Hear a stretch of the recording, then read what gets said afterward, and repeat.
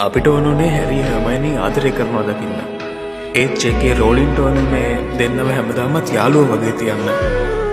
හිතාදර rolling මැතිනිය කියනවද මට හේතුව?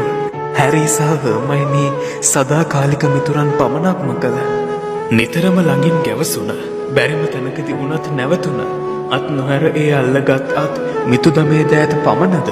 දකින හැම කෙනෙකුම ප්‍රේමය කියා රැවටුණ. ඒ පෙමක් වේවායි පැතුම් හිත තුළ ගැවසුණ. හිතාදර රෝලින් මෙනවිය කියනවද මට හේතුව? හැරි සහ හර්මයිනි සදාකාලික මිතුරන් පමණක්ම කළ.